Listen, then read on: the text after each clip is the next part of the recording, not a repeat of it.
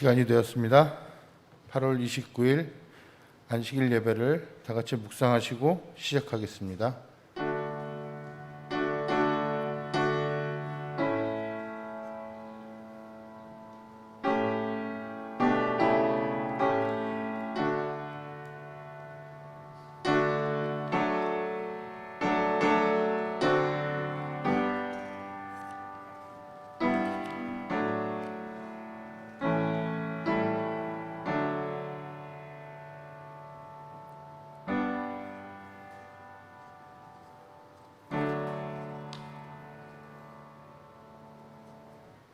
다 같이 찬미 23장 부르시겠습니다. 찬미 후에 박정국 전령님께서 대표기도 인도해 주시겠습니다.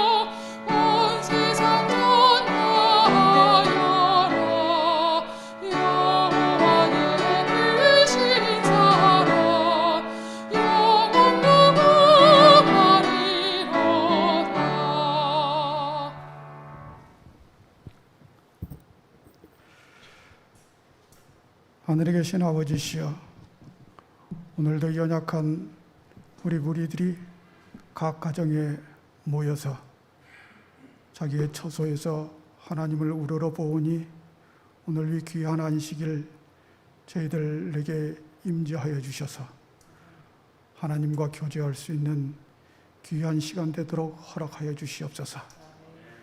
매일매일 우리들의 부족한 기도에도 응답하여 주셔서 일용할 양식으로 채워주셔서 우리의 건강을 유지시켜 주시고, 더하여 날마다 하늘의 생명의 양식으로 우리의 마음의 평안을 주시고 우리의 갈 길을 인도하여 주신 하나님 감사합니다.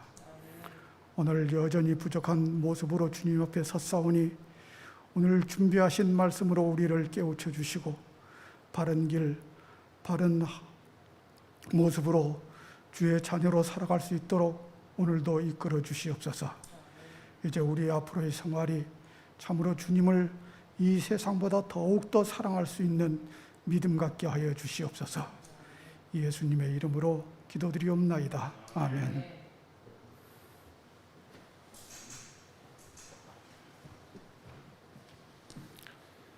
헌금 드리는 시간입니다. 8월 29일 안식일 헌금 말씀입니다. 내가 여호와께 바라는 한 가지 일, 그것을 구하리니 곧 내가 내 평생에 여호와의 집에 살면서 여호와의 아름다움을 바라보며 그의 성전에서 사모하는 그것이라. 시편 27편 4절 말씀입니다. 11금과 각종 준비한 헌금을 드려주시기 바랍니다. 헌금을 드리는 방법은 두 가지가 있습니다. 각종 헌금을 가정에서 모아서 일시에 드리는 방법과 교회 계좌로 무통장 입금하는 방법이 있습니다. 여러분께서 준비하신 헌금을 드리시기 바랍니다. 헌금 찬미하시겠습니다.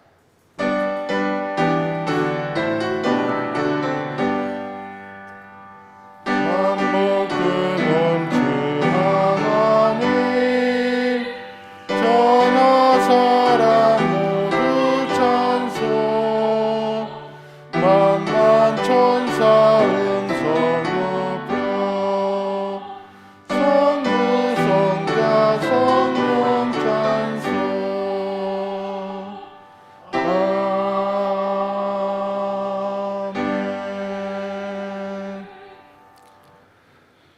하늘에 계신 하나님 아버지, 축복하여 주셔서 주의 날 예배하게 하시니 주님 감사드립니다.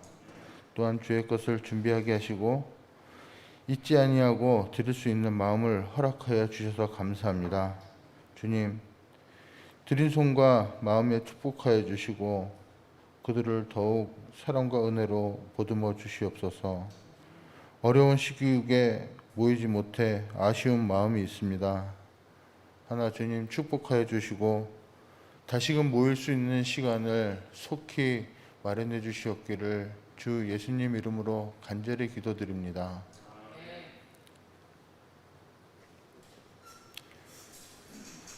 지난 한 주간 코로나19로 인해 긴장 많이 하시며 보내셨을 성도들에게 주님의 귀한 은혜가 함께 하시길 바랍니다. 처음에는 2주로 가정 예배를 드리려고 하였는데 당분간 좀 길어져서 당분간은 영상을 통해 가정 예배를 드려야 할 것 같습니다. 하나 성실한 가정 예배를 통하여 믿음의 가정을 이루시기를 간절히 바랍니다. 오늘 특별한 찬양은 신선미 교수님이 해주시겠습니다. 특별한 찬양에 이어서 본교회 담임 목사님이신 박원전 목사님의 말씀 선포가 있겠습니다. 은혜 많이 받는 시간이 되시기를 바랍니다.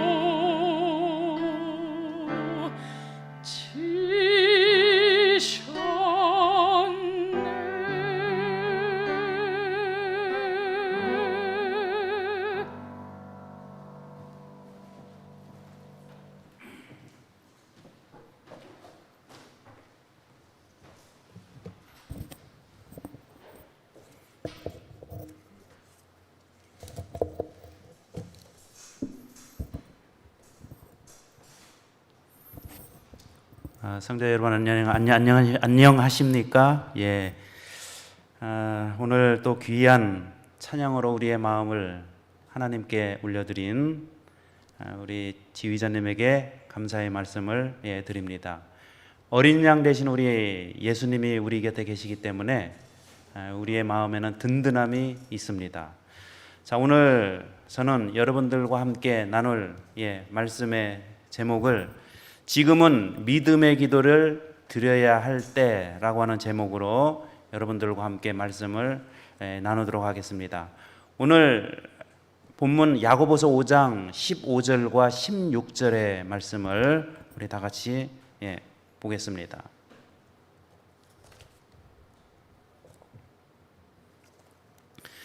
야고보서 5장 15절 16절 읽겠습니다. 시작.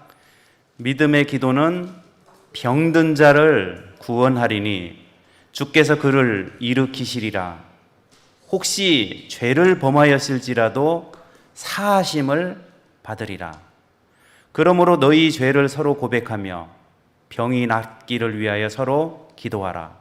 의인의 간구는 역사하는 힘이 큼이니라. 성도 여러분, 요즘 들어 기도 생활에 지치셨습니까? 아니면 여전히 힘 있는 기도를 하고 계십니까? 코로나19가 꽤 오랜 시간 지속이 되고 있고요. 또 근래에 없었던 긴 장마, 그리고 태풍이 지나갔고 또 태풍이 올 거라 이렇게 말씀을 하고 있습니다. 우리의 경제도 쉽지 않고요. 우리의 몸과 마음도 많이 위축이 되고 있습니다. 상황이 이러다 보니까 우리의 기도도 지칠 법한 것 같습니다. 그러나 우리 사랑하는 임운동교회 믿음의 성도님들은 이럴수록 더 힘을 내서 기도할 줄로 믿습니다. 왜 그렇습니까? 그래도 기도가 답인 것을 우리는 알고 있기 때문에 기도를 하고 있는 것입니다. 여러분, 저를 먼저 따라해 주시기를 바랍니다. 그래도 기도가 답인 것을 우리는 알고 있다. 그래도 답은 기도에 있습니다. 그래서 오늘은 이제 기도에 대해서 말씀을 같이 나누려고 하는데, 우리 성도들은 기도를 해야 됩니다. 그러나 더 중요한 것은 믿음의 기도를 하는 것입니다. 오늘 본문의 말씀에는 믿음의 기도의 축복들을 4가지를 말씀을 하고 있습니다. 이 본문을 좀 자세하게 나누어 설명해 드리면 이렇습니다. 첫 번째는 믿음의 기도는 병든 자를 구원할 것이다, 이렇게 말씀을 하고 있고요. 두 번째, 믿음의 기도는 일으켜 세움을 받을 것이다. 세 번째, 믿음의 기도는 죄를 극복해내는 사하심을 받을 것이다. 네 번째로, 믿음의 기도는 역사하는 힘이 크다, 이렇게 말씀을 하고 있습니다. 오늘 우리가 받아 누려야 될 믿음의 기도의 축복을 조금 더 자세히 설명해 드리면은, 첫 번째로 우리가 온갖 질병들로 인하여 고생을 하고 있지 않습니까? 그러나 병으로부터 해방될 수 있는 방법을 더욱더 믿음의 기도를 드리는 것이다, 이렇게 말씀을 하고 있고요. 우리가 영적으로 얼마나 힘들고 지쳐 있습니까? 예수님이 좀 속히 오셨으면 좋겠는데 속히 오시지 않고 있고, 이것은 다 하나님의 문제가 아니라 우리의 문제라고 생각합니다. 그래서 우리는 영적으로 계속해서 가라앉을 수밖에 없는 상황 가운데 있습니다. 그러나 사랑하는 성도 여러분, 우리가 세움을 받기 위해서는 더더욱 믿음의 기도를 해야 한다는 것입니다. 그리고 우리의 마음 가운데는 근본적인 죄에 대한 그런 억눌림이 있습니다. 이 근본적인 죄악됨을 해결하고 싶으십니까?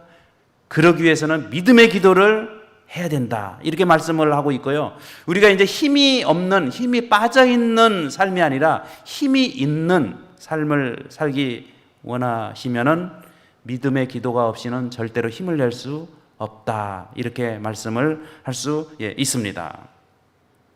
근데 여러분, 이 믿음의 기도에 있어서 중요한 한 가지 사실이 있습니다. 믿음의 기도를 드리려면 먼저 믿음의 사람이 되어야 됩니다. 여러분, 이 문장을 같이 한번 읽어볼까요? 시작. 믿음의 기도를 드리려면 먼저 믿음의 사람이 되어야 한다. 여러분, 내가 믿음의 사람이 아닌데 어떻게 믿음의 기도를 드릴 수가 있겠습니까? 그래서 우리 하나님께서는 먼저 믿음의 기도를 드리기 전에 믿음의 사람이 되라, 이렇게 말씀을 하고 있습니다. 우리 이제 예수님께서 이런 말씀을 하셨어요. 요한복음 20장 27절에 보면은 같이 읽겠습니다. 시작. 도마에게 이르시되 내 손가락을 이리 내밀어 내 손을 보고 내 손을 내밀어 내 옆구리에 넣어보라. 그리하여 믿음 없는 자가 되지 말고 믿는 자가 되라. 이 말씀은 예수님께서 부활하신 후에 믿음이 없는 도마에게 나타내서 하신 말씀입니다. 여러분, 그런데 이 말씀에 보면은 믿음은 어디에서 나올까요? 믿음은 예수님의 옆구리에서 나온다, 이렇게 말씀을 하고 있어요. 너의 손을 내밀어 내 옆구리에 넣어보라. 그리하여 믿음 없는 자가 되지 말고 믿는 자가 되라. 예수님의 옆구리로부터 믿음은 나온다고 하는 것이에요. 자, 이 말씀을 조금 더 쉽게 설명하는 것이 요한복음 19장 34절입니다. 자, 이 말씀을 좀 같이 읽어보겠습니다. 그중 한 군인이 창으로 옆구리를 찌르니 곧 피와 물이 나오더라. 여러분, 이 장면은 예수님께서 십자가에 돌아가신 후에 로마 병사가 예수님이 사망을 했는지 살아있는지를 확인하기 위해서 창으로 예수님의 옆구리를 찔렀습니다. 그런데 그 찌른 옆구리에서 피와 물이 나왔다, 이렇게 말씀을 하고 있습니다. 여러분, 예수님의 죽음은 죄인의 구원을 말하고 있는 것입니다. 죄인을 구원하기 위해서 예수님의 옆구리에서 피와 물을 흘려보내신 그 예수님의 옆구리에 손을 넣어보고 너의 구원을 위한 예수님의 행위에 대해서 믿는 자가 되라, 오늘 이렇게 말씀을 하고 있습니다. 여러분, 믿음의 기도를 드리려면 먼저 믿음의 사람이 되어야 합니다. 그러나 여러분, 도마는 믿음의 사람이지 못했어요. 그렇기 때문에 그는 믿음의 기도를 드릴 수 없는 사람이었다는 것입니다. 여기 이 제목을 제가 큰 돌을 가져올 것인가, 작은 돌을 가져올 것인가. 여기 해변 보이십니까? 여기 지금 큰 돌이 눈에 보이는 곳에 있고요. 이제 작은 수많은 돌들이 있습니다. 이 한 왕이 자기가 지은 죄의 크기만한 돌을 집어오라고 백성들에게 말을 했습니다. 여기저기에서 수군거리는 소리가 들려왔습니다. 얼마의 시간이 흐르고 한두 사람씩 돌을 들고 궁궐에 나타나게 되었습니다. 큰 죄를 지었다고 생각하는 사람은 큰 돌을 가져왔고요. 또 죄가 별로 없다라고 생각하는 사람은 작은 돌을 가지고 왔습니다. 그런데 갑자기 왕은 백성들이 전혀 생각하지 못한 말을 던졌어요. 여러분들이 가져왔던 그 돌을 제자리에 갖다 놓을 수 있는 사람만 죄를 용서해 주겠다, 이렇게 말을 했습니다. 여러분, 큰 돌을 가지고 온 사람은 그래도 대략적인 위치를 쉽게 알 수가 있습니다. 그런데 여러분, 작은 돌을 가져온 사람, 되도록이면 작은 돌을 가져왔던 사람, 여러분, 저기에 수많은 지금 돌멩이들이 있는데 큰 돌을 가져왔던 그 위치는 그래도 어느 정도는 알 수 있지만은 그 작은 돌들 사이를 헤집고 그리고 그 사이에서 꺼낸 작은 돌멩이 하나를 어떻게 여러분 그 위치를 알 수가 있겠습니까? 오늘 만약에 하나님께서 저와 여러분을 향해서 너가 지은 죄의 크기만큼 돌을 가져오라 하면은 여러분들께서는 큰 돌을 가져오시겠습니까? 작은 돌을 가져오시겠습니까? 여러분은 살아가면서 내가 큰 죄인이라고 생각하며 살아가고 계십니까? 죄가 없는, 정말 미비하고 하나님 앞에 나는 죄가 없는 사람이라고 말하는 사람으로 살아가고 있습니까? 여러분, 믿음의 사람이 되는 첫째 조건은 자신의 죄를 인정을 하는 것입니다. 이 말씀은 굉장히 중요합니다. 여러분, 믿음의 기도를 하기 위해서는 믿음의 사람이 돼야 되는데, 믿음의 사람이 되는 첫째 조건은 자신의 죄를 어떻게 하는 거라고요? 인정하는 것입니다. 인정하는 거예요. 그래서 여기 잠언 28장 13절에 보면은 같이 읽겠습니다. 잠언 28장 13절 시작. 자기의 죄를 숨기는 자는 형통하지 못하나 죄를 자복하고 버리는 자는 불쌍히 여김을 받으리라. 여러분, 어떤 사람이 불쌍히 여김을 받아요? 자기의 죄를 숨기는 자입니까? 죄를 자복하고 버리는 자입니까? 여러분, 자기 자신의 죄를 숨기려는 사람은 그 바닷가에 가서 돌멩이를 찾아오라 그러면은 숨기려면 어떻게 합니까? 작은 것을 자꾸 찾지요. 아무리 생각해도 나는 어떤 사람이에요? 나는 죄가 없는 사람이라고 자꾸 생각이 들면서 작은 것을 찾게 된다는 거예요. 그러나 여러분, 있는 그대로의 모습을, 그래서 자기 자신이 나는 정말 이렇게 내가 가능하면 더 큰 돌멩이를 가지고 가는 사람. 여러분, 우리가 하나님 앞에 가까이 가면 갈수록 우리는 죄의 연약함을 고백할 수밖에 없습니다. 여러분, 우리가 왜 작은 돌멩이를 자꾸 가져갑니까? 예수님으로부터 멀리 떨어져 있기 때문인 거예요. 우리가 예수님께 가까이 가면 갈수록 우리는 죄를 숨기지 못하고 자복하고 버리기 위해서 큰 돌을 가지고 갈 수밖에 없다. 오늘 이렇게 말씀을 하고 있습니다. 요한일서 1장 8절과 9절에 보면은 읽겠습니다. 시작. 만일 우리가 죄가 없다고 말하면 스스로 속이고 또 진리가 우리 속에 있지 아니할 것이요 만일 우리가 우리 죄를 자백하면 그는 미쁘시고 의로이사 우리 죄를 사하시며 우리를 모든 불의에서 깨끗하게 하실 것이요. 여러분, 만약에 내가 죄가 없다, 내가 죄가 작다라고 하는 사람은 스스로 어떤 사람이요? 자기 자신을 속이는 자다. 여러분, 죄는 두 종류가 있어요. 하나는 죄가 있고 하나는 죄들이 있습니다. 죄들은, 우리가 여러분, 죄들은, 죄된 행위는 하는 사람이 있고 안 하는 사람이 있을 수도 있어요. 또 적게 하는 사람이 있을 수도 있습니다. 그러나 죄는요, 모든 사람이 공통적으로 가지고 있는 것은 죄입니다. 이 죄는요, 크기가 없어요. 똑같습니다. 하나님 앞에. 그래서 하나님께서 십자가에 지고 가신 것은 죄를 지고 가신 것입니까? 인간의 죄된 행동을 지고 가신 것입니까? 죄 자체를 지고 가신 거예요. 그러나 우리는 돌멩이를 가져와라 그러면은 뭘 생각합니까? 자기 자신의 근본적인 죄를 생각하는 것이 아니라 죄된 행동을 자꾸 생각을 해요. 그래서 내가 오늘 하루 살아가면서 별로 그렇게 다른 사람에게 뭐 해를 끼치지 않았고 또 그렇게 뭐 악한 마음 품고 살지 않았으면 그렇기 때문에 나는 작은 돌멩이를 자꾸 찾게 된다는 거예요. 그러나 오늘 하나님께서는 죄된 행위에 의한 돌멩이가 아니라 죄 자체에 대한 그 돌멩이를 가지고 오라, 오늘 이렇게 말씀을 하고 있습니다. 그래서 우리는 죄가 없다라고 말하면 스스로 속이는 자고 진리가 그 속에 있지 않은 자라 이렇게 말씀을 하고 있습니다.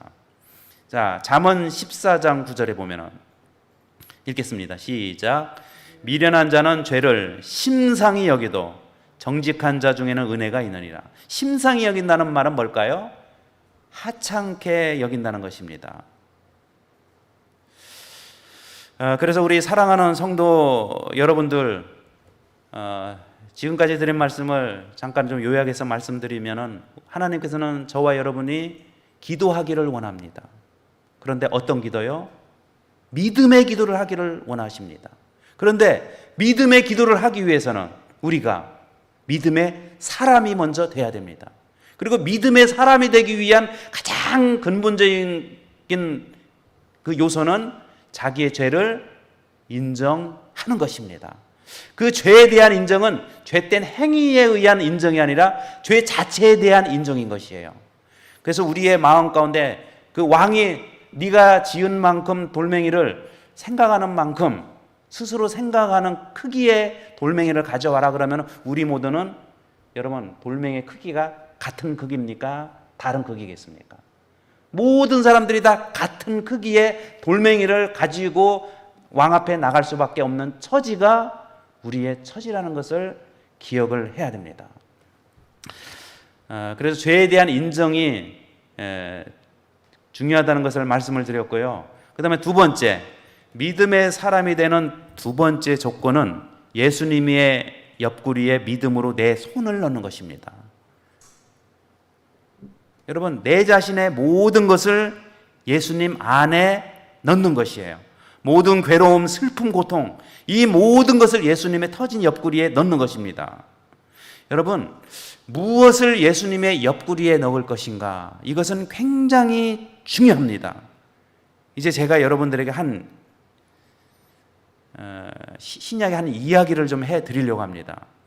자, 여기 누가복음 18장 10절에서 14절에 봅시다. 여기 두 사람이 나오는데요. 한 사람은 예수님의 터진 옆구리에 이것을 넣고요. 다른 사람은 또 이것을 넣습니다. 넣었는데 그것이 달랐어요. 어떻게 달랐는지를 한번 봅시다. 그리고 어떤 사람이 의로운 사람이라고 판명이 나는지 우리 한번 보도록 하겠습니다. 누가복음 18장 10절부터 같이 읽겠습니다. 시작. 두 사람이 기도하러 성전에 올라가니 하나는 바리새인이요 하나는 세리라. 바리새인은 서서 따로 기도하여 이르되 하나님이여 나는 다른 사람들 곧 토색 불의 간음을 하는 자들과 같지 아니하고 이 세리와도 같지 아니함을 감사하나이다. 나는 일에 2번씩 금식하고 또 소득의 11조를 드리나이다 하고 13절 14절 세리는 멀리 서서 감히 눈을 들어 하늘을 쳐다보지도 못하고 다만 가슴을 치며 이르되 하나님이여 불쌍히 여기소서 나는 죄인 이로소이다 하였느니라. 내가 너희에게 이르노니 이에 저 바리새인이 아니고 이 사람이 의롭다 하심을 받고 그의 집으로 내려갔느니라. 무릇 자기를 높이는 자는 낮아지고 자기를 낮추는 자는 높아지리라 하시니라. 여러분, 여기 본문에 두 사람이 나옵니다. 누구와 누굽니까? 바리새인과 세리가 나왔지요. 바리새인은 예수님의 옆구리에 무엇을 넣었습니까?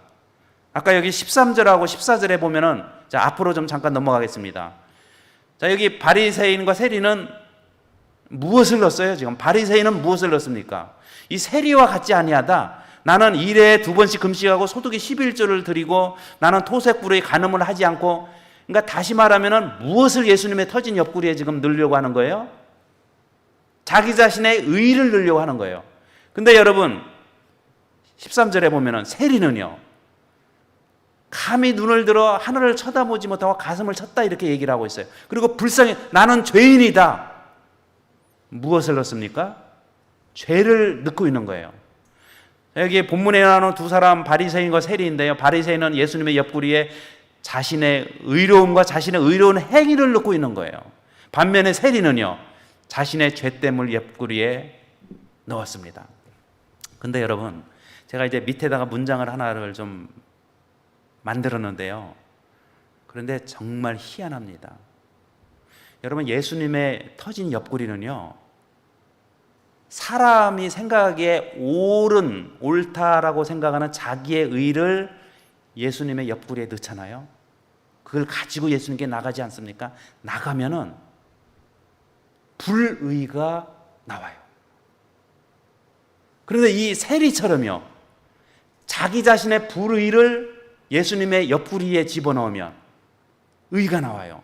그게 뭡니까? 자, 앞쪽에 잠깐 보면은요, 14절에 보면은 자기 자신의 불의를 의롭지 못한 것을 예수님의 터진 옆구리에 넣었던 이 세리에 대해서 예수님께서 14절에 보면은 내가 너희에게 이르노니 이에 저 바리새인이 아니고 이 사람이 의롭다 하심을 받고 그의 집으로 내려갔다. 어떤 사람이 의를 받게 되었어요? 세리가 받았다는 것입니다. 여러분, 저희는 이 말씀을 본문을 바라보면서 정말 우리는 예수님의 터진 옆구리에 우리의 무엇을 넣어야 될 것인가? 자기 자신의 의를 넣는 사람이 되어야 되는가? 아니면은 우리의 연약함, 부의를 예수님의 터진 옆구리에 넣는 사람이 되어야 하는가? 여러분, 바리새인과 세리 두 사람이 왜 성전에 올라갔습니까? 성전에 올라간 이유는 뭐였습니까? 누가복음 18장 10절에 보면은 두 사람이 기도하러 성전에 올라갔다. 여러분, 두 사람은요, 기도하러 성전에 올라갔습니다. 그런데 자신의 죄됨을 가슴 아파하며 예수님의 옆구리에 자신의 불의함에 대한 용서를 간구하며 넣어드렸더니 하나님의 의가 나왔다고 하는 것입니다.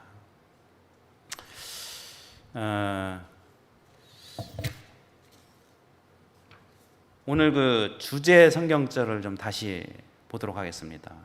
오늘 제가 지금 기도에 대한 말씀을 드리고 있지 않습니까? 믿음의 기도는 병든 자를 구원하리니 주께서 그를 일으키시리라. 혹시 죄를 범하였을지라도 사하심을 받으리라. 그러므로 너희 죄를 서로 고백하며 병이 낫기를 위하여 서로 기도하라. 의인의 간구는 역사하는 힘이 큼이니라. 여러분, 믿음의 기도는 어떤 사람이 드릴 수 있다라고 제가 말씀을 드렸어요.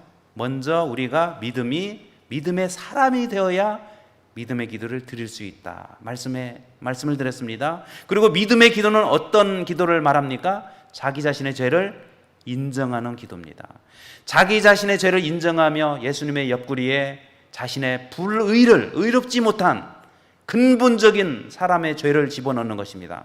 그러면 인간의 불의가 예수님의 옆구리를 거치면은 하나님의 의가 되어 나와 우리의 모든 불의한 것들을 다 덮고 새로운 사람으로 만들어 주는 것이 예수님의 터진 옆구리의 역할인 것입니다. 여러분, 여기 그 외눈박이 사슴이 있습니다. 그 오래전에 한 그 사냥꾼이 쏜 화살을 눈에 맞아서 이 사슴이 한쪽 눈을 실명을 하게 되었습니다. 하루는 이 사슴이 생각을 했습니다. 이 바닷가에 가서 풀을 뜯어 먹으면 안전할 것이다. 그 이유는 무엇입니까? 어차피 이 사슴은 한쪽 눈은 지금 실명을 해서 보지를 못해요. 한쪽 눈은 볼 수가 있어요. 그래서 바다 쪽에는 이제 사람도 없고 자기 자신을 뭐 이렇게 잡을 만한 뭐 그것이 없을 것으로 생각해서 이 눈이 멀어 있는 한쪽 눈을 바닷가로 향하게 했고요. 그 다음에 풀을 뜯으면서 이제 온전한 그 한쪽 눈으로는 육지 쪽을 경계를 하고 있었습니다. 그런데 여러분, 저쪽에서 고기를 잡고 있던 낚시꾼들이 사슴을 발견한 것입니다. 그래서 이 해변가로 지금 낚시를 하다 말고 나오고 있는 거예요.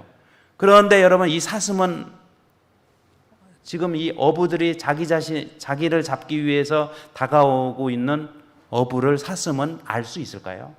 왜 몰랐을까요? 그래서 결국은 잡히게 됐다는 것입니다. 왜 잡혔어요? 내가 이 한쪽 눈은 실명했기 때문에 이것은 별로 그렇게 적이 없다라고 생각하는 쪽에 두고 그 다음에 한쪽 눈만, 이 성한 것을 가지고 한쪽만 잘 살피면 된다. 여러분, 이 사람은요, 자신의 성한 것을 주장하며 또 의지하며 사는 경향이 있습니다. 누구처럼요? 사슴처럼. 자기 자신의 죄됨은 다 내려놓고 자기 자신의 의로움만을 가지고 이게 하나님 앞에 신앙을 할 수도 있다라고 하는 것입니다. 그러나 오늘 주님께서 말씀하고 계십니다. 저 이 붉은 글씨를 한번 좀 읽어보겠습니다. 이 사슴을 좀 생각하면서 읽으면은 이 말씀이 더 이해가 쉽게 되리라고 생각합니다. 읽겠습니다. 시작. 믿음 있는 자가 되기 위해서는 인간의 자신의 성하다고 생각하는 의를 예수님의 옆구리에 넣지 말고 죄로 인해 자신의 연약하고 죽어가고 있는 것들을 예수님의 옆구리에 넣으라고 말씀하고 있습니다. 그래야 인간의 죄된 불의가 예수님의 옆구리를 통해 하나님의 의가 흘러나와서 우리는 의에 충만한 삶을 살아갈 수 있다, 이렇게 말씀을 하고 있습니다. 여러분, 그 로마서 4장에 보면 아브라함 이야기가 나옵니다. 자, 이 말씀을 좀 읽어보겠습니다. 시작. 아브라함이 바랄 수 없는 중에 바라고 믿었으니 이는 내 후손이 이와 같으리라 하신 말씀대로 많은 민족의 조상이 되게 하려 하심이라. 그가 100세나 되어 자기 몸이 죽은 것 같고 사라의 태가 죽은 것 같음을 알고도 믿음이 약하여지지 아니하고 믿음이 없어 하나님의 약속을 의심하지 않고 믿음으로 견고해져서 하나님께 영광을 돌리며 약속하신 그것을 또한 능히 이루실 줄을 확신하였으니 그러므로 그것이 그에게 의로 여겨졌느니라. 여러분, 이 말씀이 뭘까요? 아브라함에게 있어서 의로 여겨졌다고 하는 그 의가 뭡니까? 아까 그 세리가 의롭다고 하는 판정을 받고 내려왔거든요. 집으로 돌아갔거든요. 선언을 듣고 내려가지 않았습니까? 그런데 여러분, 이 하나님의 의를 받기 위해서 아브라함과 사라는요, 당시에 100세와 90세였어요. 여기 19절에 보면은 본인이 어땠다고 했어요? 살아있다고 했습니까? 죽어있다라고 말하고 있습니까? 그는 100세가 되어 자기 몸이 죽은 것 같고 사라의 태가 죽은 것 같음을 알았다고 했어요. 다시 말하면 죄로 말미암아 죽어있는 것을 하나님께 맡긴다는 거예요. 죄를 맡기는 거예요. 죄 자체를 맡기는 것입니다. 죄 자체를 예수님의 옆구리에 맡기고 죄 자체를 맡기니까 결국에는 나오는 것이 뭡니까? 그 터진 옆구리에서 흘러나오는 것이 하나님의 의가 나와요. 누구처럼요? 아브라함처럼, 사라처럼, 또 더 나아가세요, 세리처럼요.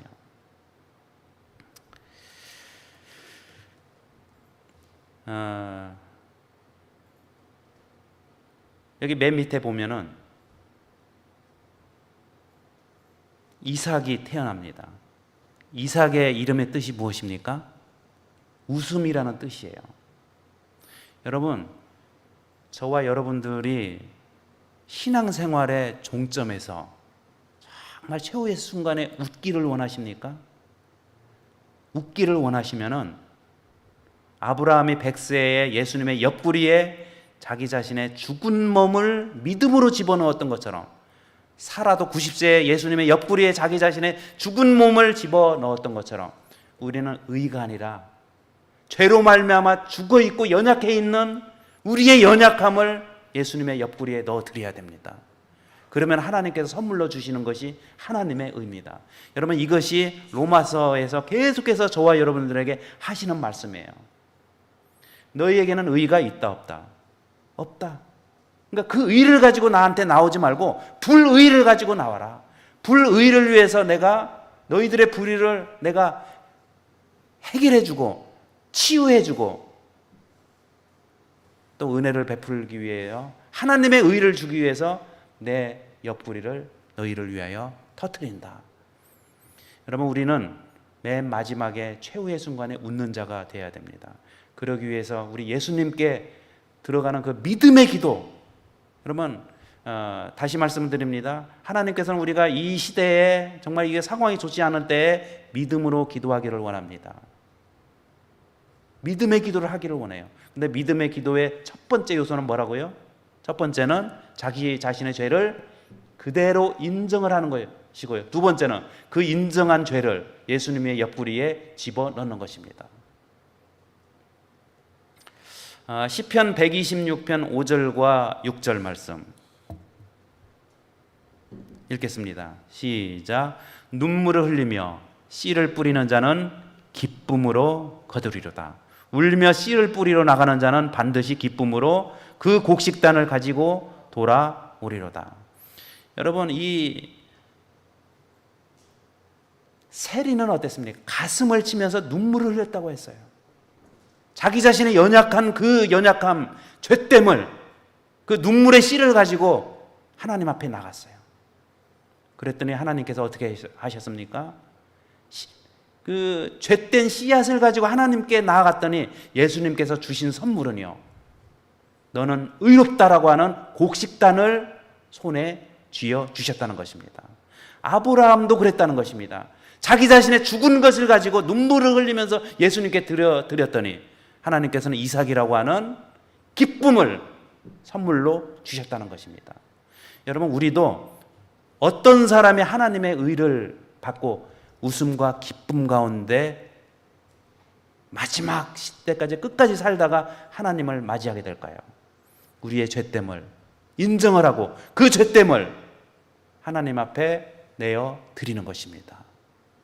마태복음 8장 14절에 보면은 우리의 연약한 것을 친히 담당하셨다고 했어요. 누가요? 예수님의 터진 옆구리. 로마서 8장 26절, 이와 같이 성령도 우리의 연약함을 도우시나니. 여러분, 성경은요, 사람의 의로움과 사람의 강함을 가지고 하나님께서 뭐라고, 내가 그걸 가지고 너를 구원해 주겠다고 말씀하고 있지 않습니다. 단 한 군데도 없어요. 그러나 우리가 연약할수록 또 죄될수록 그것을 그대로 인정을 하며 돌멩이를 가져와라 하면은요, 여러분, 여기 지금 이제 한 8분이 지금 현장에서는 예배를 꼭 필요하신 분들만, 순수에 필요하신 분이 나와 있고, 아마 지금 이제 가정 예배를 드릴 것이고, 또 이제 또 시청을 여러분들께서 하실 것입니다. 하나님께서 만약에 저와 여러분을 향해서 정말 아까 제가 말씀드린 것처럼 돌멩이를, 자기 자신이 지은 죄, 마음의 상태에 대해서 돌멩이를 가져와라 그러면은 우리 모두는요, 똑같은 돌멩이를 가지고 나갈 수밖에 없는 연약함이 공통적으로 있다는 것을 인정을 하고 예수님께 나아가면, 씨를 뿌리러 나가면, 씨를 가지고 나가면 하나님께서는 하나님의 의라고 하는 곡식단을 우리에게 선물로 주신다는 것을 다시 한번 말씀을 드립니다. 여러분, 우리에게는 그런 하나님이 계신 것, 연약한 것을 친히 짊어지시고 연약함을 도와주시는 하나님이 계심을 인하여 감사를 드립니다. 여러분, 오늘 우리가 해야 할 일이 무엇일까요? 무엇이겠습니까? 자, 좀 같이 읽겠습니다. 시작. 우리는 현재 이 세상에서 눈물 나는 삶을 살아가고 있습니다. 그 눈물을 예수님의 옆구리에 넣으면 기쁨이 나올 것이라고 말씀하고 있습니다. 씨를 예수님의 옆구리에 넣으면 그 옆구리에서 나오는 것은 단이라고 말씀을 하고 있습니다. 실물교훈 173페이지, 같이 읽겠습니다. 시작. 환난을 당하는 자나 억울한 학대를 당하는 자들은 하나님께 부르짖으라. 그대들의 마음이 냉정한 자에게서 돌아서서 그대들의 요구를 그대들의 조물줄게 아뢰라. 통회하는 마음으로 그에게 나아가는 자는 한 사람이라도 거절을 당하지 않는다. 진정한 기도는 하나라도 허지로 돌아가지 않는다. 여기 진정한 기도라는 말, 여러분, 진정한 기도는 믿음의 기도를 말하는 것입니다. 숨김없는 기도, 있는 그대로의 기도. 마치 누구처럼요? 아브라함이 자기 자신의 죽은 것을 알고도 하나님께 나아가서 하나님의 옆구리에 자기 자신의 연약한 것을 집어넣었던 것처럼, 사라처럼, 또 세리처럼, 그때 하나님께서 공통적으로 똑같이 주신 것은 이삭이라고 하는 웃음, 하나님의 의, 기쁨의 단을 선물로 주셨습니다. 그렇기 때문에 이렇게 환난을 당하거나 어려움에 처해져 있는 이럴 때일수록 우리의 기도는, 우리는 기도를 해야 될 뿐만 아니라 진정한 기도, 믿음의 기도를 드려야 될 때인 것입니다. 우리 사랑하는 성도 여러분, 지금은 믿음의 기도를 드려야 할 때입니다. 모든 것을 믿음으로 예수님의 옆구리에 넣어야 합니다. 그것만이 우리의 희망인 것을 다시 한번 말씀을 드립니다. 지금은 믿음의 기도를 드려야 될 때입니다. 지금은 믿음으로 우리의 죄와 연약함을 예수님의 옆구리에 넣어드려야 할 때입니다. 결코 허지로 돌아가지 아니할 것입니다. 윌리엄 거널이라고 하는 사람이 청교도 명언사전 85페이지에 다음과 같은 말씀을 하고 있습니다. 자, 이 말씀을 천천히 읽고 이제 오늘 말씀을 좀 마무리하도록 하겠습니다. 하나님은 자기 백성들의 기도를 응답하시고 자기 사람들의 요구를 충족시켜 주신다. 그러나 때때로 성도가 기도의 응답을 받기까지 길고 긴 기다림의 항해일 때가 있다. 종종 기도의 씨를 뿌리는 시간과 그 씨를 거두는 시간 사이에는 길고도 쓰라린 겨울이 끼어 있을 때가 있다. 참으로 하나님은 우리가 기도할 때 즉시 그 기도를 들으시지만 우리는 하나님의 응답의 소리를 그렇게 빨리 듣지 못할 때가 있다. 자, 밑에 부분을 같이 읽어보겠습니다. 시작. 기도가 천국에까지 올라가는 과정은 그렇게 먼 길은 아니지만 충분한 응답이 기도자에게 오기까지는 긴 여정일 수도 있습니다. 여러분, 이 말씀을 잘 생각하면서 우리가 이러한 상황과 이러한 환경과 어려움에 처해 있기 때문에 우리는 기도를 해야 됩니다. 기도에 지치지 않았으면 좋겠어요. 기도를 드리되 어떤 기도요? 오늘 말씀의 제목이 무엇입니까? 지금은 어떤 기도를요? 믿음의 기도를 드려야 될 때입니다. 믿음의 기도는 어떤 기도입니까? 내가 믿음의 사람이 되어서 하나님께 드리는 기도입니다. 믿음의 사람이 되지 않은 믿음의 기도는 있을 수가 없습니다. 그런데 어떤 사람이 믿음의 사람입니까? 자기 자신의 죄를 인정하고 고백하고 예수님의 터진 옆구리에 무엇을 넣는 거예요? 우리의 강함을 넣는 것이 아니라 우리의 연약함과 우리의 죄됨과 우리의 어려움과 우리의 연약함을 예수님의 터진 옆구리에 넣어드리는 것입니다. 그러면은 하나님께서 우리에게 주시는 것은요, 인간의 연약함과 인간의 불의함을 하나님의 옆구리에 넣어드렸더니 그곳으로부터 나오는 하나님의 선물은 하나님의 의를 선물로 받게 됩니다. 여러분, 그 선물을 받고 그 선물을 가지고 우리가 믿음의 기도를 드릴 때 우리에게는 희망이 있는 것입니다. 하나님의 귀한 은혜의 축복이 저와 여러분들께 함께 하기를 바라고, 이제 당분간 아마 다음 주, 그 다음 주 이렇게 가정 예배를 드리게 될 것입니다. 화요일 예배는 몇 시입니까? 7시 반. 금요일 저녁은요? 7시 반. 안식일은 9시 30분입니다. 우리 성도 여러분들, 그 좀 지정된 시간에 우리가 다 참석하시고 같이 좀 은혜를 받았으면 좋겠어요. 여러분, 지금은 더 믿음의 힘을 발휘해야 될 때입니다. 우리가 자꾸 이렇게, 여러분, 전쟁에 나가는 사람이 투구 벗어놓고 또 완장 벗어놓고 혁대 풀고 수통을 다 여기저기, 여러분, 그렇게 해서 전쟁에서 이길 수가 있겠습니까? 지금은 풀어 헤쳐가 아니라 자기 자신을 잘 준비를 시키는 것입니다. 어려울 때일수록 여러분 이렇게 처지지 마시고 믿음의 기도를 힘있게 하시고 믿음의 사람으로 살아가고 우리의 예배 시간이 흐트러지지 않도록 가정 예배 충실히 지켜주시기를 바라고요.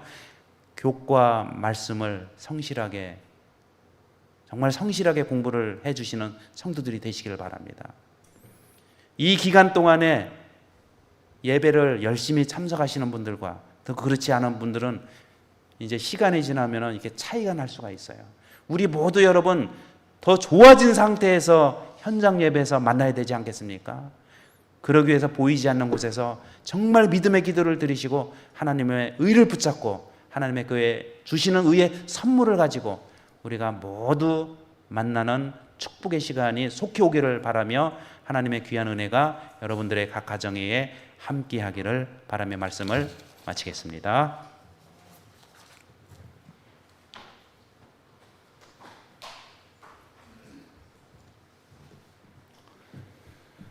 말씀 생각하시면서 마치는 찬미 453장 하시겠습니다. 찬미 후에 목사님께서 기도해 주시겠습니다.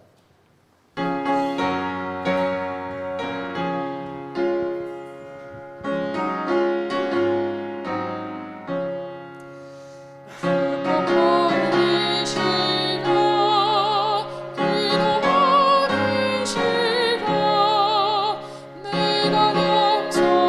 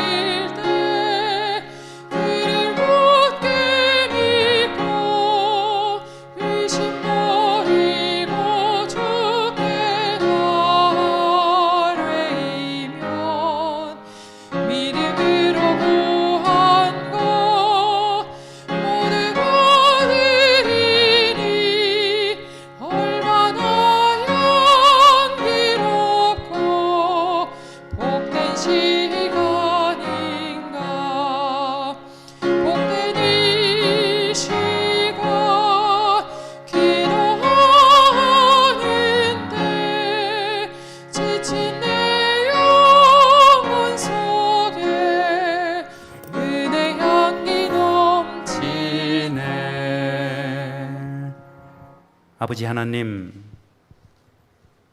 이렇게 어수선하고 지치고 힘들 때에 우리 하나님 저희들에게 기도할 수 있는 힘을 더하여 주시옵소서. 믿음의 기도를 할 수 있도록 도와주시옵소서. 믿음의 사람이 먼저 될 수 있도록 인도하여 주시옵소서. 우리의 연약함을 또 불의를 하나님의 옆구리에 이 시간에 넣어드립니다. 하나님의 의를 대신 선물로 받는 우리 모두가 될 수 있도록 축복 내려 주시옵소서. 있는 곳에서 기도하고 있는 곳에서 하나님과 동행하고 말씀을 보는 성실한 우리 이문동 하늘가족 되게 하여 주시옵소서. 우리 중에 어려움을 당하고 있는 분들 계십니다. 하나님께서 친히 위로하여 주시고 마음을 굳건하게 하여 주셔서 믿음으로 꼭 승리할 수 있도록 주께서 함께하여 주시옵소서. 우리의 각 사업체에도 복을 내려주셔서 부흥하고 발전할 수 있도록 도와주시고 아버지 하나님의 함께하시는 은혜를 경험할 수 있도록 도와주시옵소서. 우리가 이제 온라인 예배로 드릴 수밖에 없는 상황입니다. 현장 예배로 드릴 때까지 우리 하나님께서 각 처소에 있는 성도들을 지켜주시고 믿음이 더 발전하고 믿음이 더 풍성해진 그러한 사람으로 살다가 만날 수 있도록 축복 내려 주시옵기를 예수님의 이름으로 간절히 기도드립니다. 아멘.